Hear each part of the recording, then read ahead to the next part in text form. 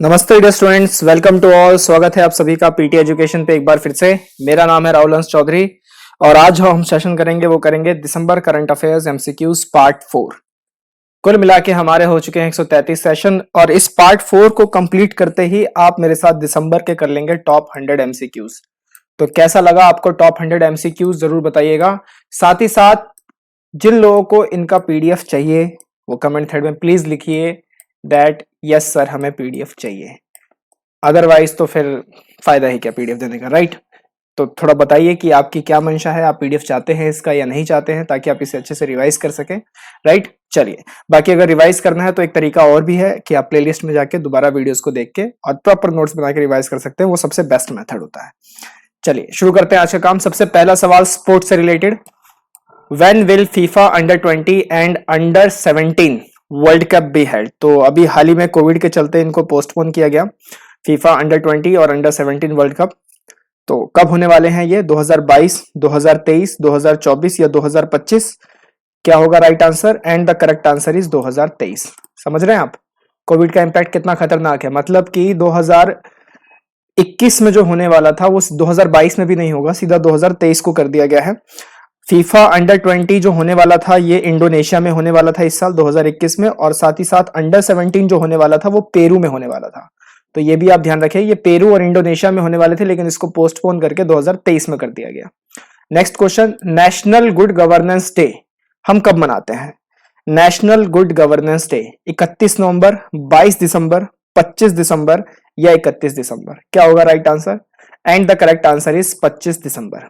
25 दिसंबर को हम लोग क्या मनाते हैं? National good governance day. और 25 दिसंबर को किसकी जयंती है? तो भारत के भूतपूर्व प्रधानमंत्री अटल बिहारी वाजपेयी, जो कि भारत रत्न अवार्डी भी है, उनकी वर्षगांठ होती है, उनकी जन्मतिथि थी ये 25 दिसंबर। तो उसके रूप में नेशनल गुड गवर्नेंस डे से मनाया जाता है। तीसरा सवाल, who is the prime minister of Romania? Romania के प्रधानमंत्री कौन है? अभी हाल ही में नियुक्त हुए हैं, नेशनल लिबरल पार्टी से हैं। आपके लिए पहला सवाल कि रोमानिया का कैपिटल क्या है? What is the capital of Romania? जरूर बताइएगा। और ये सवाल तो बहुत इंपॉर्टेंट है ही है, क्योंकि अभी हाल ही में वो नियुक्त किए गए हैं। तो आंसर क्या है? सेन सुकी, क्लॉस आयोनिस, माया सांडू या Florin Citu? And correct answer is Florin Citu is the prime minister of Romania. ध्यान रखिएगा। आगे चलते हैं चौथे सवाल की ओर। Which edition of Indian international science festival 2020 held virtually in new Delhi? तो अभी हाल ही में IISF 2020 का वर्चुअली जो है उद्घाटन हुआ नई दिल्ली में, इंडियन इंटरनेशनल साइंस फेस्टिवल। ये उसका कौन सा एडिशन सेलिब्रेट किया गया, राइट? बताइएगा। Option A 6th, option B 7th, option C 8th, option D 9th। क्या है right answer? And the right answer is option A, 6th edition मनाया गया। थीम क्या था इस बार का? Science for self reliant India and global welfare. इसकी थीम क्या थी? थीम भी ध्यान रखिएगा, कई बार एग्जाम में थीम पूछ लिए जाते हैं। तो थीम थी इसकी science for self reliant India and global welfare, मतलब आत्मनिर्भर भारत से रिलेटेड है। पांचवा, India's first mega leather park will be established in? तो भारत का पहला मेगा लेदर पार्क कहां पे बनाया जाएगा? इसको प्रपोज किया गया, अनाउंस किया गया अभी हाल ही में। ऑप्शन ए है Ahmedabad, option B Varanasi, option C Mumbai, option D Kanpur. क्या होगा right answer? And the correct answer is Kanpur. Kanpur में भारत का पहला मेगा लेदर पार्क बनाया जाएगा और कानपुर को ही लेदर सिटी ऑफ वर्ल्ड कहते हैं। तो ये भी आप ध्यान रखिएगा कि which city is known as the leather city of the world? तो कानपुर इसका राइट आंसर होगा। साथ ही साथ कौन सी मिनिस्ट्री ने इसके लिए अनाउंसमेंट की है कि हम ये मेगा लेदर पार्क बनाएंगे? तो वो भी ध्यान रखिएगा, ministry of commerce and industry ने ये अनाउंस किया था, राइट। चलिए छठे सवाल की ओर चलते हैं। India's lithium refinery plant to be established in? तो भारत का पहला लिथियम रिफाइनरी प्लांट होगा ये refinery plant to be established, यानी कि ये योजना की गई है कि यहाँ पे गठन करेंगे पहला लिथियम रिफाइनरी। वेस्ट बंगाल में, गुजरात में, तेलंगाना में या कर्नाटका में? And the correct answer is Gujarat. Gujarat में होगा। क्यों हम कर रहे हैं ऐसा? क्योंकि आत्मनिर्भर भारत का जो अभियान चलाया गया है उसके रिगार्डिंग ये कर रहे हैं, क्योंकि ज्यादातर 100% जो लिथियम आयन बैटरीज है वो हम चाइना से इंपोर्ट करते हैं और यही लिथियम आयन बैटरीज जो है वो इलेक्ट्रिक व्हीकल्स में लगते हैं। तो अगर आप लिथियम आयन बैटरीज, जो कि इलेक्ट्रिक व्हीकल्स का मेन पार्ट है, मेन कंपोनेंट है, अगर आप वो इंपोर्ट करोगे तो ऑब्वियस सी बात है कि जो इलेक्ट्रिक व्हीकल्स है भारत के अंदर में वो बढ़ जाएंगे। बढ़ जाएंगे कि नहीं बढ़ जाएंगे। और भारत ने तो एक टारगेट भी लिया हुआ है कि हम लोग 30% तक ईवीज जो है अचीव कर लेंगे बाय 2030 तक। तो उस दिशा में ये पहला कदम रखा गया है कि भारत में पहला लिथियम रिफाइनरी बनाया जा रहा है गुजरात में, कि अब हम खुद ही इसको प्रोड्यूस करेंगे, लिथियम आयन बैटरीज भी हम खुद ही बनाएंगे, राइट, मेड इन इंडिया वाला कॉन्सेप्ट। सातवें सवाल पे चलते हैं, what is the rank of India in nature index 2020 AI, यानी आर्टिफिशियल इंटेलिजेंस। ध्यान रखिएगा, आर्टिफिशियल इंटेलिजेंस हमने एक लेक्चर उस पे किया था, बहुत अच्छा लेक्चर था वो। और साथ ही साथ हम मशीन लर्निंग पे भी मैं आपके लिए एक लेक्चर लेके आऊंगा, जिससे आपको पता चलेगा कि मशीन लर्निंग और क्या क्या कर सकती है। तो what is the rank of India in nature index 2020 artificial intelligence, पहला, तीसरा, चौथा या आठवां, क्या होगा right answer? And the right answer is third.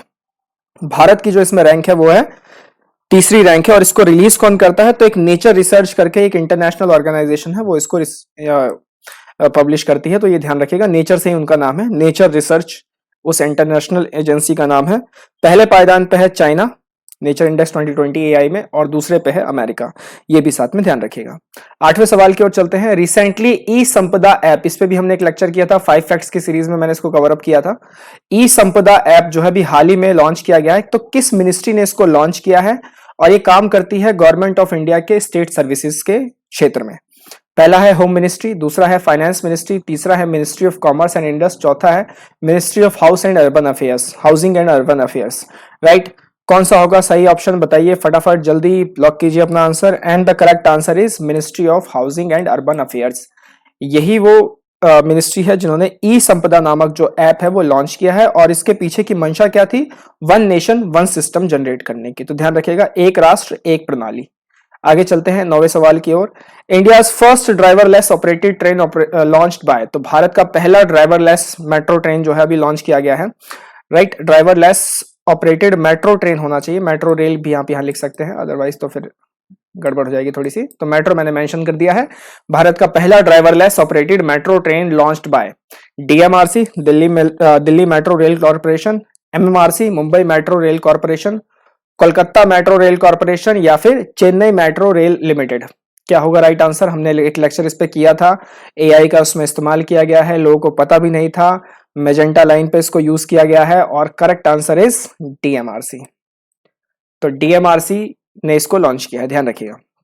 Doctor Hemant Kumar Pandey, इनको अभी हाल ही में अवार्ड दिया गया, scientist of the year award 2018, 2020 में 2018 का अवार्ड दिया गया है for developing herbal medicine bye. तो किसने इनको इस अवार्ड से सम्मानित किया है? चार ऑप्शन है, DRDO, ISRO, serum institute of India या गवर्नमेंट ऑफ इंडिया। किसने किया है जल्दी बताइए। And the correct answer is DRDO.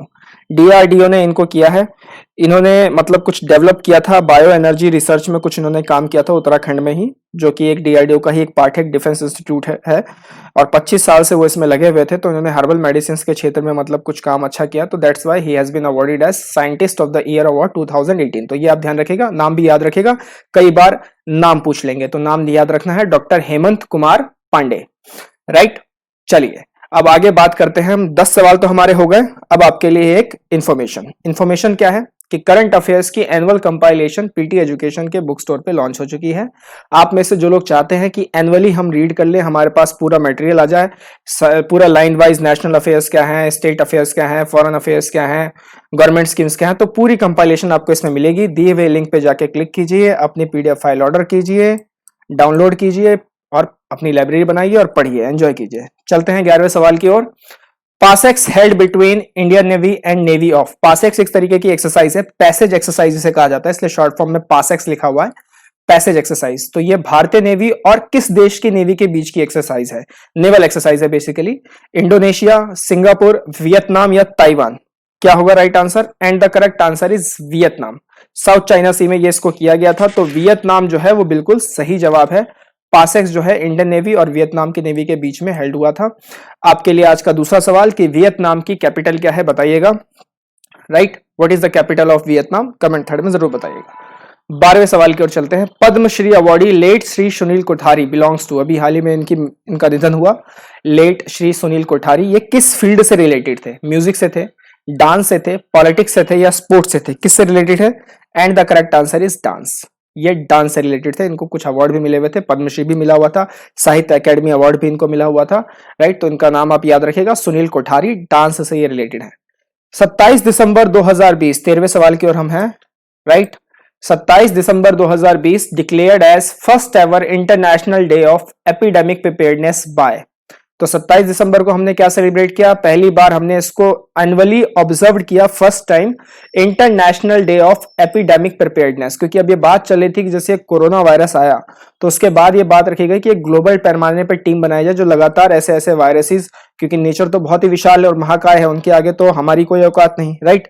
तो एक ग्लोबल जो है टीम बनाई जाए जो उन आने वाली बीमारियों को ऑब्जर्व करती रहे, ताकि जो फिर कभी फ्यूचर में ऐसी कुछ चीजें हों तो इस तरीके से जो लोग हैं जो परेशान हुए उनको परेशानी ना झेलनी पड़े। तो international day of epidemic preparedness उसी दिशा में एक तरीके से एनुअली सेलिब्रेट किया गया, डिक्लेयर किया गया 27 दिसंबर को। किसने किया? यूनाइटेड नेशन ने किया, WHO ने किया, गवर्नमेंट ऑफ इंडिया ने किया, या यूनिसेफ ने किया, राइट। अब गवर्नमेंट ऑफ इंडिया तो आप हटा ही दीजिए क्योंकि इंटरनेशनल डे है, एक तरीके से देख सकते हैं कि ग्लोबल पैमाने पे है, तो इंडिया तो इसको डिक्लेयर नहीं कर सकता अपने आप, राइट। तो क्या होगा answer? And the correct answer is, बताइए करेक्ट आंसर क्या है? UN, United nation is the correct answer. United nation ने इसको डिक्लेयर किया पहली बार। 14वें सवाल की ओर चलते हैं। 100वीं किसान रैली जिसको प्रधानमंत्री मोदी जी ने फ्लैग ऑफ किया वर्चुअली, वो कहां से कहां तक के बीच में चलेगी या चली? अब तो चल भी गई होगी, तो कहां से कहां तक के बीच में चली? पहला है एमपी से बिहार तक, गुजरात से राजस्थान तक, पंजाब से महाराष्ट्र तक और महाराष्ट्र से वेस्ट बंगाल तक। तो कहां से कहां तक चली है 100वां किसान rail? Right, and the correct answer is Maharashtra से वेस्ट बंगाल तक। महाराष्ट्र में एक जगह है सांगोला और वेस्ट बंगाल में एक जगह है शालीमार। तो सांगोला से शालीमार तक ये गया है। इसमें पेरिशेबल फ्रूट्स वगैरह सारे रखे हुए हैं जो मतलब किसानों के लिए ही हैं।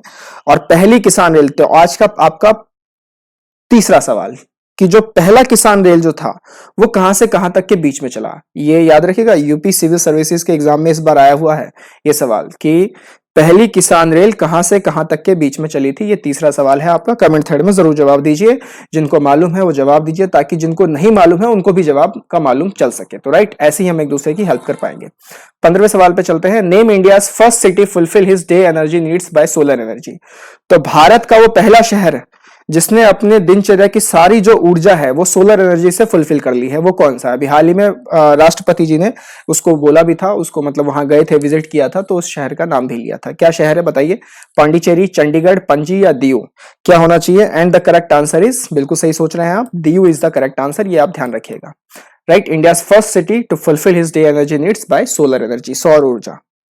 आगे चलते हैं 16 सवाल की ओर। How many blue flag certified beaches are India? बहुत ही आसान, बहुत ही प्यारा सवाल। अभी ब्लू फ्लैग सर्टिफिकेशन मिला है बीचेस को, राइट। तो blue flag certified beaches Bharat में कौन कौन है? राइट, पहला है 6, यानी कितने हैं? दूसरा है 8, तीसरा है 10, चौथा है 4। तो आंसर क्या होगा? Answer is 8। 8 blue flag certified beaches है भारत में। 8 के नाम याद रख लेना, नाम भी आ सकते हैं, राइट। 4 ऑप्शंस देके आपको पजल किया जा सकता है, 4 के नाम बना के आपको ऐसे पजल किया जा सकता है। तो इसलिए नाम को भी आप एक बार पढ़ के जाएं, एक बार नजर मार के जाएं। 17वें सवाल में चलते हैं। Foreign direct investment trends and outlook in Asia and Pacific report. ये अभी एक रिपोर्ट है, हमने थोड़े महीने पहले भी लिया था, मिशन अभ्यास के सीरीज में भी हमने इसको कवर अप किया था। Foreign direct investment trends and outlook in Asia and Pacific report, ये कौन रिलीज करती है? World bank, IMF, Asian development bank या फिर एशियन डेवलपमेंट बैंक या फिर UN ESCAP, right, united nation economic social, right. तो ये कौन सी ऑर्गेनाइजेशन लॉन्च करती है? And the correct answer is UN ESCAP. तो ये आप ध्यान रखिएगा। इस रिपोर्ट के तहत ये बात की गई है कि भारत को मैक्सिमम FDI जो क्षेत्र में मिला है वो क्षेत्र है ICT का, यानी कि टेलीकॉम, कम्युनिकेशन, इंफॉर्मेशन, इस फील्ड में भारत को मैक्सिमम FDI मिला है और साथ ही साथ कंस्ट्रक्शन में भी मिला है। तो ये रिपोर्ट का तो ये कहना है, राइट। 18वें सवाल पे चलते हैं। India's first conjugate vaccine to treat pneumonia. इस पे मैंने आपको एक लेक्चर दिया हुआ है, प्लेलिस्ट में जाके आप देख सकते हैं। भारत का पहला निमोनिया को ट्रीट करने वाला कॉन्जुगेट वैक्सीन, बेसिकली PCV कहा जाता है, न्यूमोकोकल कॉन्जुगेट वैक्सीन। ऑप्शन है कोवैक्सीन, कोविशील्ड, न्यूमोसिल या न्यूविल। And correct answer is Pneumosil. Pneumosil है भारत का पहला कॉन्जुगेट वैक्सीन जो कि निमोनिया को क्या करता है? ट्रीट करता है। किसने इसको बनाया है, किसने मतलब मैन्युफैक्चर किया है? तो सीरम इंस्टीट्यूट ऑफ इंडिया ने with collaboration of bill and Melinda Gates foundation के साथ इसको कोलैबोरेट करके बनाया है। चलिए चलते हैं 19वें सवाल की ओर। भारत का पहला पॉलिनेटर पार्क कहां पर इनॉग्रेट होगा? इनॉग्रेटेड इन, पहला उत्तराखंड, दूसरा हिमाचल प्रदेश, तीसरा सिक्किम, चौथा Tamil Nadu. And the correct answer is Uttarakhand. Uttarakhand में जो है भारत का पहला पॉलिनेटर पार्क, उत्तराखंड में एक जगह है हल्द्वानी, तो वहां पर इसे इनॉग्रेट किया गया। 20वें सवाल की ओर चलते हैं। Who became the youngest mayor of India? बहुत ही इंपॉर्टेंट सवाल है और मेरे ख्याल से तो ये सवाल तो बहुत सारे एग्जाम में पूछा जाना ही चाहिए, क्योंकि बहुत ही गर्व की बात है कि एक लड़की ने इसमें मतलब अपना नाम दर्ज कराया है, एक महिला ने। तो who became the youngest mayor of India? Arya Rajendran, Aaditya Thackeray, Dushyant Chautala, Pritam Munde. कैसे कैसे ऑप्शन दिए हैं सर, आपने लड़की का नाम भी बोल दिया और ये चार ऑप्शन आप लग रहा है कि जैसे कोई मेल हो। राइट, ऑप्शन ऐसे ही बनाए जाते हैं। तो यंगेस्ट मेयर ऑफ इंडिया कौन है? आर्या राजेंद्रन। 21 वर्षीय महिला है, ये केरला से बिलोंग करती हैं, ये बनी है mayor, youngest mayor of India. तो इनका नाम आप याद रखिएगा, आर्य राजेंद्रन।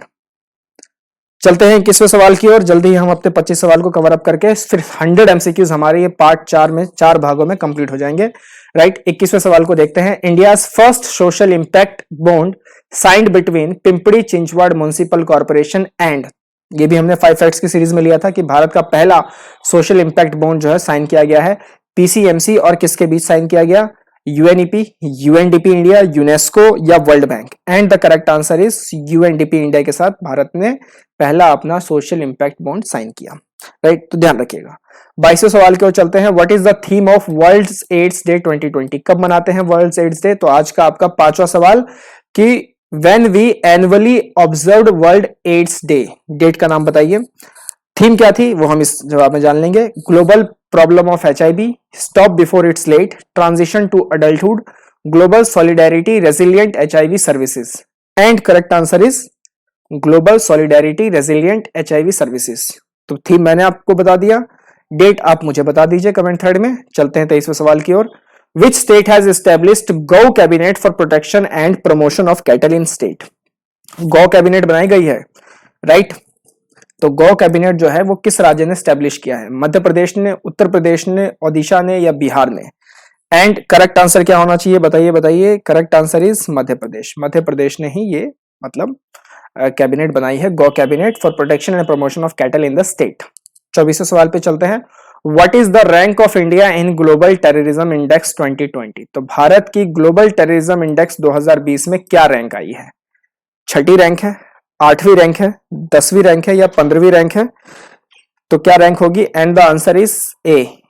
नहीं, ए नहीं, आंसर इज बी। 8वीं रैंक है ग्लोबल टेररिज्म इंडेक्स 2020 में, भारत की जो रैंक है वो 8वीं है। कौन रिलीज करता है इस इंडेक्स को? इस इंडेक्स को रिलीज करती है Institute of Economic Peace, IEP. Right, और इस इंडेक्स की माने तो अफगानिस्तान, इराक और नाइजीरिया टॉप 3 स्पोर्ट्स में है, जो कि बहुत ही मतलब खराब पोजीशन में है। 25वें सवाल की ओर चलते हैं, लास्ट सवाल हमारा आज का, फिर हम ये सेशन कंप्लीट कर लेंगे। Indian government has decided to celebrate which month of 2020 as Gaurav Maah? तो गौरव माह जो है वो भारतीय सरकार ने किस महीने को सेलिब्रेट करने के लिए बनाया है? गौरव माह याद रखिएगा। अक्टूबर, नवंबर, दिसंबर, जनवरी, क्या होना चाहिए? सर आप दिसंबर का करंट अफेयर ले रहे हो तो दिसंबर ही होगा, तो बिल्कुल सही कह रहे हो यार, December is the right answer. December celebrated as Gaurav Maah. और ये गौरव माह है किस लिए? To honour the contributions of armed forces and its veteran. तो एक तरीके से आर्म्ड फोर्सेज फ्लैग डे मनाया जाता है 7 दिसंबर को, तो उसी के सम्मान में मतलब कि जो हमारे आर्म्ड फोर्सेज में जिन्होंने देश के लिए बलिदान दिया है उनको एक गौरव एक प्रदान करने के लिए, उनको मतलब ऑनर करने के लिए ये माह मनाया जाता है गौरव माह। 7 दिसंबर भी याद रखिएगा, आर्म्ड फोर्सेज फ्लैग डे।